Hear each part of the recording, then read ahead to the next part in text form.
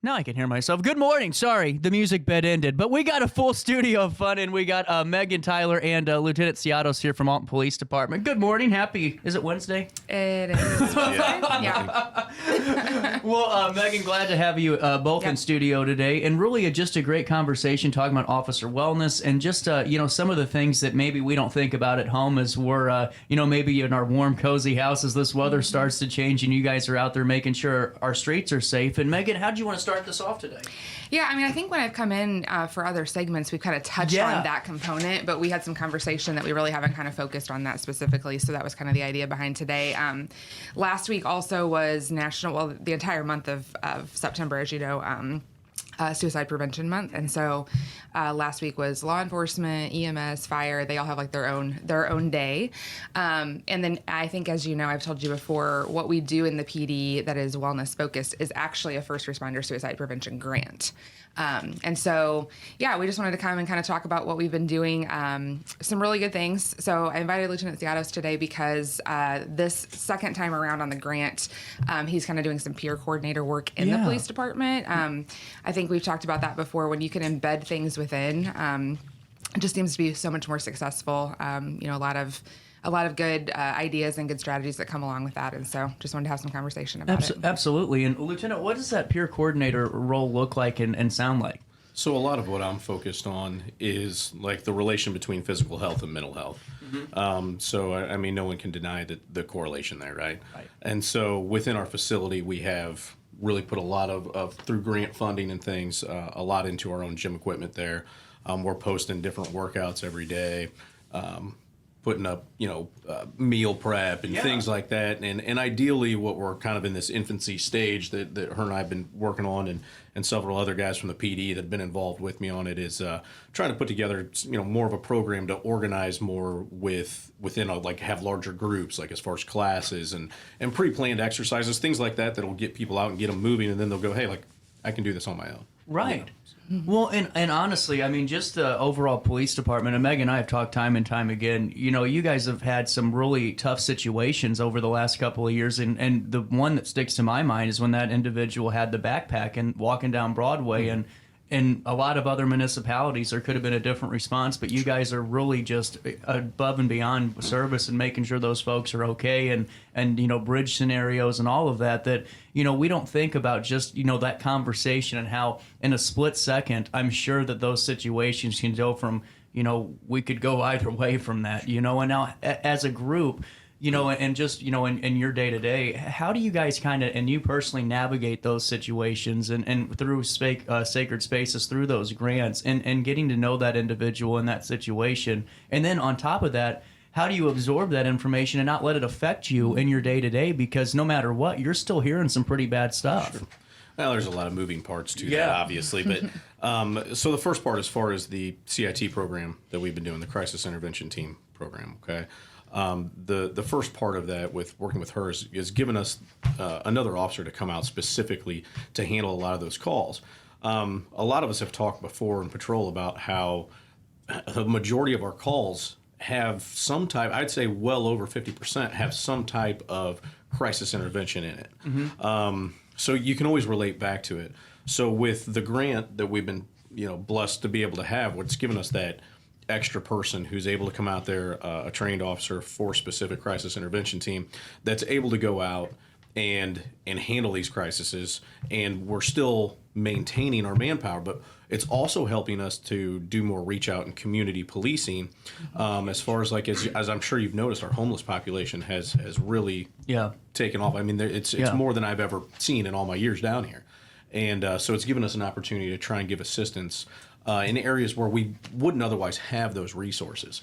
So that's been good. As far as, yes, like you talked about the bridge, you talked about all these different things. And, I think the important thing that we all try to remember is that you're, just like any call that you go on, you're dealing with somebody it's their worst day, right? Like you don't call us because you're having a good day. That's true. Hey, I just won the lottery. Right. So, that's how you have to handle it. You have to approach it and keep that in mind, and you handle it on a case-by-case basis, and remember that person's an individual, that they're, it's not just a call. There's a person behind that call that you're there for. Yes, are you there to help try and solve a problem, essentially? Yes, you are. Mm-hmm. But you're also there to try and, be there for that person at the same time as solving the problem. So if you can do both, that's the overall goal, right?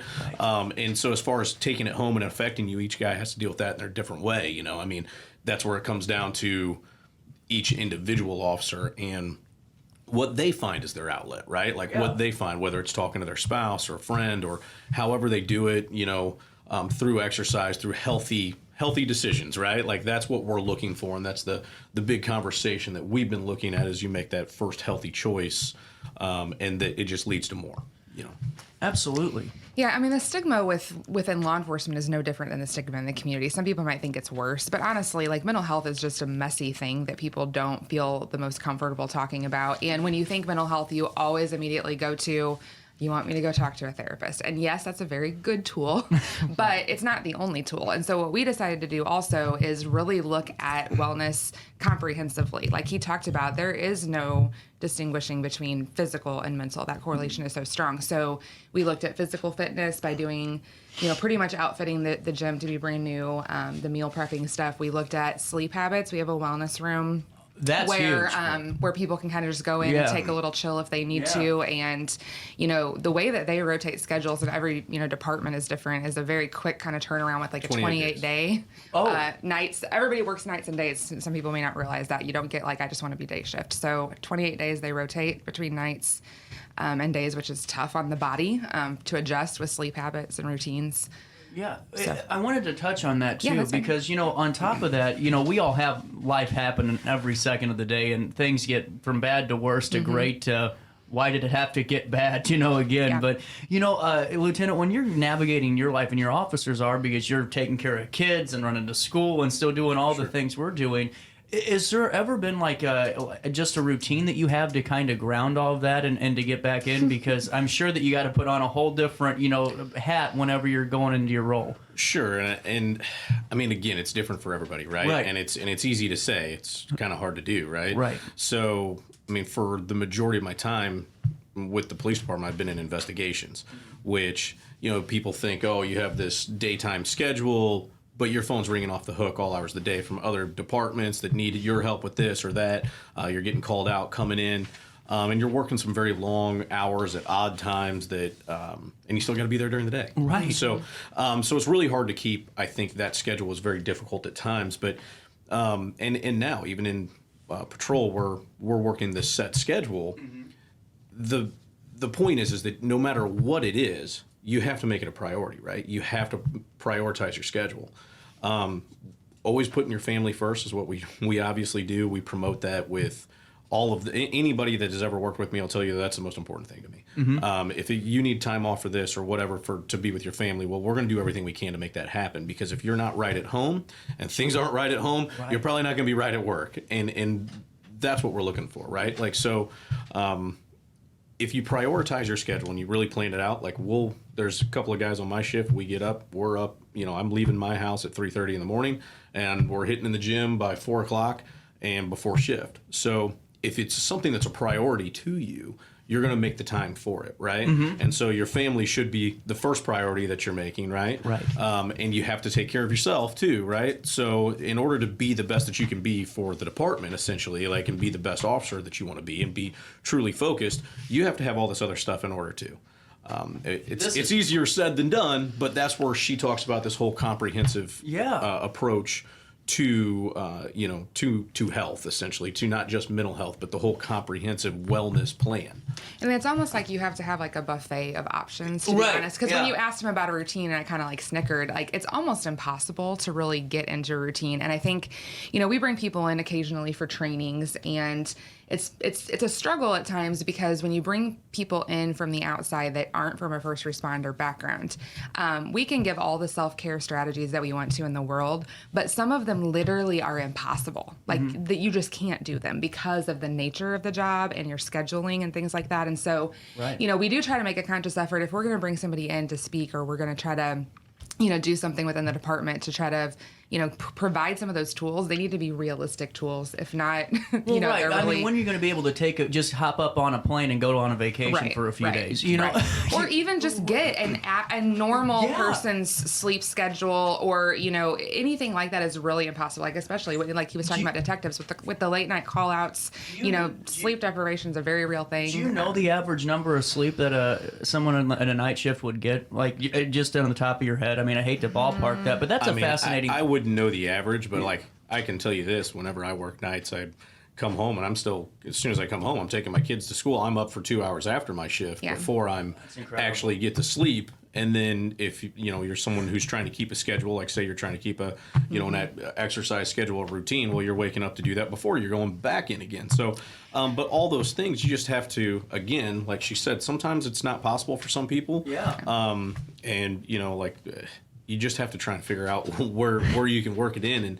And ultimately, I would be surprised if guys, especially on the night schedule, are getting more than 6 hours. Yeah, if that. And that's the other thing you have to think about, it being individual too, because some people just have that nature. Like, I can walk home, my head hits the pillow, and I'm out. Right. But a lot of people don't have that hard wiring either. And then, like, if you want to compact that with like chronic trauma or PTSD or anything, if anybody's struggling and not really emotionally regulated in the moment, then their quality of sleep, even for those 5 hours that they're getting, is not going to be great. So then, absolutely, that's always a factor. It's 9:15. We're going to take a quick pause here. We got to get right back to it, though. We got a ton happening on this show. You stay there. We'll stay here on RiverBender.com and Roku TV. Since 1993, Sparks Junk Removal is always adapting to the needs of our clients. That is why we now offer weekly trash pickup for selected areas. Plus, we offer driveway-safe rubber-tired dumpster rental. Give us a call today at 618-781-1407 or visit us at sparksjunkremoval.net. I just got a new air conditioner. Top of the line. I bet mine's better. It's so efficient and quiet, I hardly know it's running. I've got you both trumped. I've got a Linux. So do I. Barrett Heating and Cooling carries Linux products to meet any budget. Don't gamble with your energy dollars. Call Barrett Heating and Cooling and start saving today. Lennox. Innovation never felt so good. Ready for fantastic deals? Head to Village Dispensary, where every day is a celebration. Start your week with 25% off Dog Walker pre-rolls on Monday. Tuesday, enjoy 25% off Divs gummies. On Wednesday, enjoy 30% off Nevada pens. On Thursday, it's 30% off CQ sodas, margaritas, and more. Friday, enjoy 3.5 grams of Megatron by NGW and Cronuts No. 4 by Paul Bunyan for $25. Visit VillageDispo.com and shop now. Life's better when you're under the American Family Insurance roof, because they know your house is home base for their dreams. Whether it's a kid like me aiming for the big leagues, ready? Future rocket scientist, or a budding prima ballerina. When you feel totally protected, your family's free to pursue their dreams. She's good. Let's go. American Family Insurance. Get paid to go solar. We're not solar bros. At Grid, we're solar pros. We explain the process behind solar power so you can make an informed decision. We'll work with you to make owning your power as simple as possible and affordable with zero down financing and payment options. Our only goal is to save you money. Call Grid when you're ready to be independent of the power company. You're listening to Our Daily Show with CJ Nasello on RiverBender.com.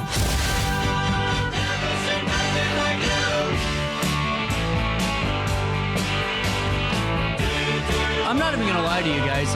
It's 9:17. I love when people just book to come on the show. I don't have to do my job too much, It's just like, man, show's booked for the next month. Look at it. But I was walking down the stairs to the studio, and I saw a female. I didn't know it was Megan yet, and I saw a police officer, and I went, I might have been down this road before. This is scary. I almost ran out of the door before the show started. No, I'm just getting back into this, though. And I'm so glad we're having this conversation, because we've talked, Megan, so many times about what APD does, and Lieutenant, to have you, in here, is great, and wanted to talk about really this family side of things, because we always, when I talk about veterans and going overseas, we always talk about that additional veteran at home that's taking care of the home life. And I would assume no different than a police officer's family or any first responders, that you got your loved one at home, maybe taking care of the home front, working, taking kids to practices and all of that stuff, and then dealing with you guys are girls in conflict potentially. Is there a strain that can cause on families, and how does that conversation look? And said that was a smile of I have been there before. It's not easy, man. Right? Yeah. I mean, I also think that it's anybody, right? It's not just us. Right. It's any job that you're putting in, that you have this shift work, that you have these hours, right? Is there a certain element of stress that might be a little bit more that goes into it? I mean, yes, I think that's a question you'd probably have to ask my wife. I mean, we as a community, we get to walk on the streets every day and have this relative feeling of at least safety, right? But they're taking care of the home, and you've got the stress on what it is, the relationship. But at the end of the day, every single day, they know that their significant other may not walk back in the door. So I mean, I don't think we can argue that there's not a little bit more brevity to that situation. I've been doing this for a while, and so I'm very blessed. My wife is no stranger to it. Her brother's been in law enforcement, and so I'm blessed in that regard, and so I might be a little bit different in some of that, but certainly my life does not work without her and everything. When I'm gone, and she's doing and keeping it all together, and keeping the family together, and so that's why it's I always say that you have to put your family first, and because at the end of the day, yes, is this a great job? Yes, do we all love it? Yes, is this what you wanted to do? But your family is going to have to come before this, because at the end of this job, you're going to retire. Right. And when you look around, what do you have left? You have your family, right? Yeah. It's not. I mean, I know a lot of guys who've left the police department and retired, and I have a phone call a couple times a year with them, and that's it, right?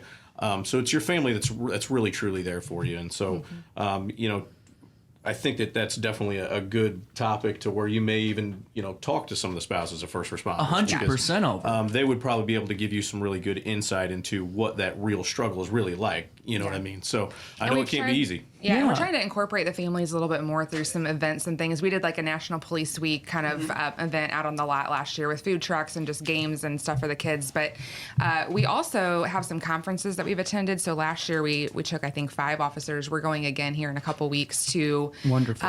It's called the Law Enforcement Officer Wellness Conference, and then we have another one in the spring that's Safety and Wellness.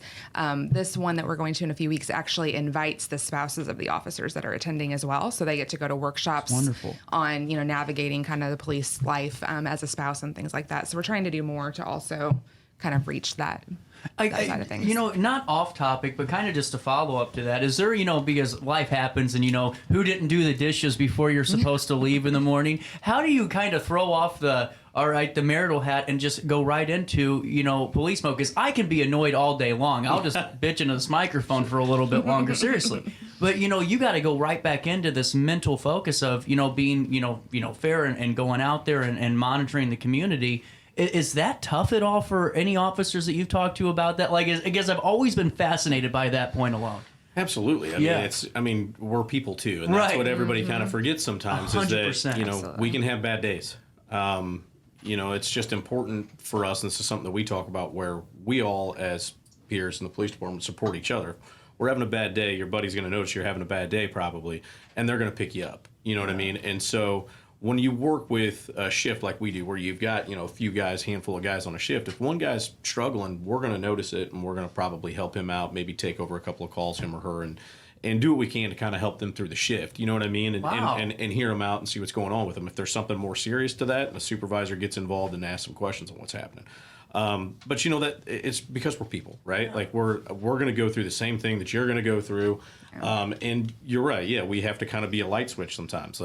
When especially in the city of Alton here, we do have a lot of critical incidents that do happen here. Yeah. There is violent crime here in Alton. And so you'll respond to a critical incident, and then an hour later you could be at home bouncing a 2-year-old off your knee, you know what I mean, playing with your kids. Right. So it's one of those things that's like you have this light switch. Did you really truly decompress from that or not? And that's part of what I think Megan has been working on too. Yeah, 100%. And I think APD does well, but like I don't think there's any department that said, this says we're great at this, because I mean sometimes you have to be, even like you said about your intentionality behind your routine and your scheduling, you have to be intentional about that, because just like you said, you're off the job, you're at home, you got this going on, you're barely done with one call that you might be struggling processing, and then you're off to another. And like even just finding those moments to be able to kind of like debrief and decompress from what you experienced or whatever. I mean, it's very difficult with the pace and the nature. I mean, you may have a slow day, and then you just may have a day on the street that you are just nonstop from the minute you walk in to you leave, and staying over a couple hours to finish reports and everything else. So it's just, you have to be intentional as leaders. Jimmy runs a shift now, and so I think as you become a leader within that environment, intentionality is huge, and your shift is going to notice that when you're watching them and when you're caring for them in the ways that they need to be cared for. It's really cool, though, that you guys are just hearing that, where it's like picking each other up, where, maybe they drop off a little bit and having a rough day. Well, I'll pick this one up and keep going. Sure. A couple of points just to follow up on that, too, is, those community events like the expos of the world and the 4th of July's. And I'm sure that, there's a lot of things happening, but to be a part of the community, do you guys like those opportunities to kind of, even though you're still patrolling, it's more of that kind of, walking around, maybe having a few chats with some of the citizens. Do those things help ever, when it comes to any interaction that we have with the community that's, in a positive way, right? When people come up and talk to us and say thank you for your service, things like that, it goes a long way. Like, I mean, it can't be underestimated by any means. Those big events that you're talking about, they come with a lot of stress. Yeah, they do. I bet. So, I mean, it's not just the actual work, but it's looking for what's going on that you don't necessarily see during those events. Yeah. And so while everybody's out there enjoying themselves, there's things that are happening within the crowd or nearby that we're responding to and going to that no one really necessarily realizes that we're doing and looking for. So, not to mention that it's also mandated, so they don't get a choice of whether they work those events ever. Like it's fireworks. The entire PD is on under all circumstances. You can't ever ask for time off. Halloween parade, same thing. Mm-hmm. Yeah, I didn't realize that it was a all hands on deck type of scenario. All hands. And honestly too, that just hearing you talk a little bit too, Jimmy, and Megan, is about the fact that we all get into bad moods, and it's inconvenient, if your sticker's expired and all that, and you're pulled over. But I feel like sometimes as people, we need to do a better job too on like traffic stops sometimes. And I watch those things all the time, just kind of taking a chill pill and knowing that the guy knocking on the window actually lives and breathes just like we do, or girl. And because we're not, we're all kids and get pulled over once, and it's like, man, that guy was a jerk. He gave me that speeding ticket. But, it would be nice if there was a little more compassion. But nobody really likes people that enforce the laws. Like they went into that knowing that they didn't go into this career thinking they were going to be the most liked. I feel like though, Megan, there needs to be a conversation at these high schools on how to interact with public officials. Absolutely. and that's kind of where I'm safety getting even more so than anything else. Because it's just not. Sometimes it just kind of bothers me a little bit. And getting into this, this. Trauma-related things and just some of the things that you're going through, and definitely don't want to go down any rabbit holes or anything, but just overall and generalizing, because there's a lot of critical situations that happen in Alton throughout the year compared to other small towns of our population. Whenever you guys are navigating trauma, or maybe someone gets hurt, or there's an event that happens, what are the steps that you go through with your individual team and just the overall department in itself too? Because I couldn't imagine, you're in the split second trying to secure a scene, but you're also worrying about, your partner, your friend, your brother or sister, that's in law enforcement that could be hurt, injured, or who knows what else. Yeah. Sure. I can speak on the macro level, and then I'll let you take the details. Cool. I mean, basically, it depends on the severity of your incident and what's going on, because sometimes there's like investigative processes and protocols that have to be followed no matter what. And so it could be in the moment, it could be after the fact. So the department's going to have department-wide kind of protocols on, if we experience this type of incident, like this is how we are processing it as a department, and these are the steps that we're putting in place. But then like each patrol shift that might have been working for that specific incident, those supervisors are going to have have ways that they kind of wrap around their guys and how we pull together and debrief some of that and process some of it. But the trauma, and I'll let you talk about it, is, you know, we don't see the average things that they see every day with, you know, just the sights that they see. You can walk away from incidents and you don't forget the smells and the sounds and what people looked like. And I mean, God forbid it end up being somebody that you may even personally know or something like that. Yeah. So, you know, that chronic trauma, you can bury it, you know, to a degree, but, you know, just like that mind body correlation, like if you're experiencing exhaustion, if you have pain going, or chronic pain, like all this kind of stuff, if you're not sleeping, that's your mental and emotional state. You know, that's your physical body responding to your mental and emotional state, right? Because we kind of tried to process it maybe in more unhealthy coping, you know, ways. And so I don't know if you want to speak more to that. I know you're smiling about something, so I'm sure there's... Well, I mean, it depends on what you're asking, right? It depends on the situation. There is policies that we follow for every type of response, right? Like we operate with a guidebook. Right. Okay. So with that being said, after the, oh, I can't believe this just happened moment, because that happens. We had it recently, right? Yeah. There's a whole step-by-step process that's involved, right? And slowly that's changed now. We're taking steps in a better direction as far as how we're debriefing these situations and having conversations after the fact. Before, we never really used to do a lot of that. And I know Detective Wimmersberg, I know you wanted to be here today too, and that's one of the things that he's really kind of looking at and taking into and starting this. Because at the end of the day, whenever we're doing these big debriefs, it tends to be a massive critical incident that affects a lot of people. Yeah. Okay. With that said, our guys are seeing critical incidents at least once a week. Maybe not to that magnitude, but you know, critical incidents that you're probably not going to experience, but maybe a couple of times in other smaller places, right? And so he's made this conscious effort to say, okay, we have to start debriefing some of these situations and scenarios. One, it's going to make us better, right? And then two, it's also the wellness factor. So, you know, I think that we have taken some steps in the last few years that are dramatically different to the approach that we've had before.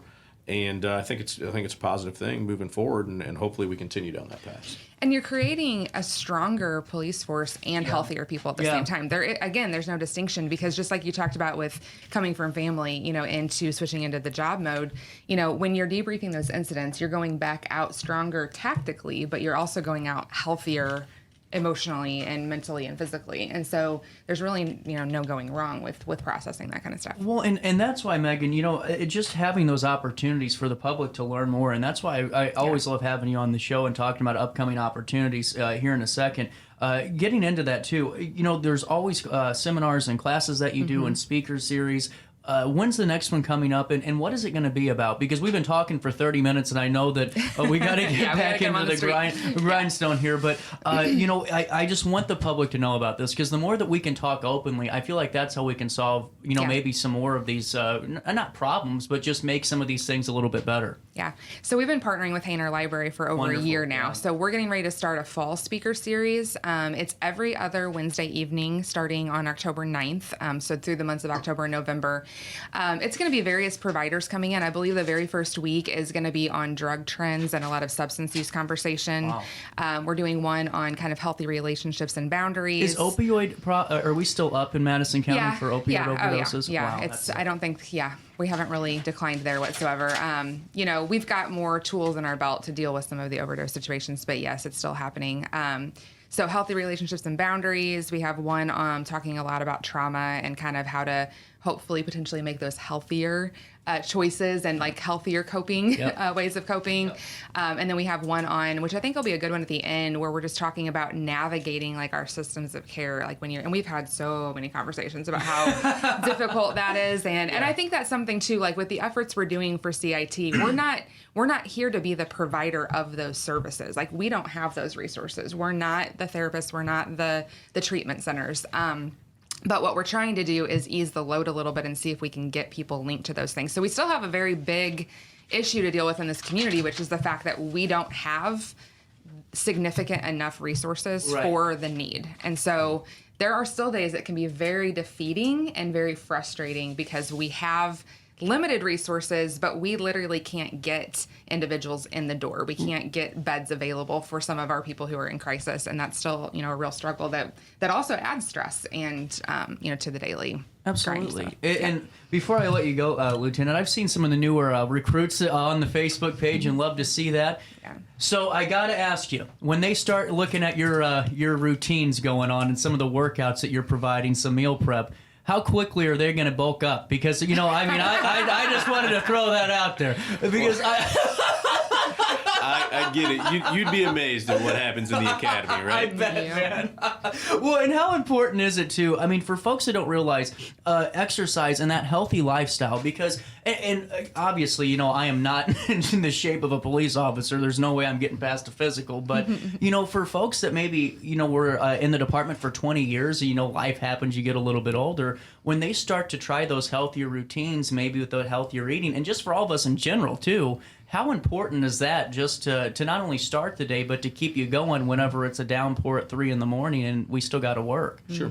Yeah, it's multiple facets, right? Like I went through all of that. Yeah. I was that guy that you're describing, right? And then I just made a conscious choice that I had to change. Like, this wasn't who I wanted to be, and so we make that effort and you change. But I think it's important. You got to think about a couple of things, right? Like, if I'm in a situation to where I'm having to chase somebody or whatever the case may be, where's my backup at? Is he able to get to me? And when he arrives, is he or she able to actually help me? Or now am I more worried about them because they're not in the shape they should be? But then, you take it to a step past that, just from the actual, like, hey, this is what our job requires us to do. We're the only job in the entire city that requires you to have some of that hands-on physicality of part of your job, as far as, maybe chasing somebody or something like that, right? And that is the aspect of, like, what we talked about between the mental health and the physical health connection. So, right, like, look good, feel good, right? You know what I mean? So you're putting good in, you get good out, and that's really what you're looking for. Like, I'm nowhere near the most fit guy in the entire department. There's guys that are super fit and nutritionists and everything else. They're fantastic. And they're just a wealth of knowledge. And so now everybody's kind of sharing this information, and it's starting to catch on, and that's what we're looking for. And when it comes to nutrition, like, you're fueling your body, right? So, there's so much, that we know about what food does to your mood and how it can alter both positive and negatively. Always been told, Megan, an energy drink and snack sticks are every breakfast of champions. I've seen what's in here, and I haven't commented until now, but, Before I let you go, I got to ask, every officer I always ask the same question. Is there one call that was actually comical, that wasn't like, making fun of anybody, tongue-in-cheek, that you're just going to remember for being a cute call? Because I always get a couple of good stories a year out of this. I can think of a few. I don't know how appropriate they are for this, but there was one night that I'll remember when I was probably maybe less than a year on, and every call I went to for, like, well, I wouldn't say every, but about 4 calls in a row, for some reason, every at least one person on that call was completely naked.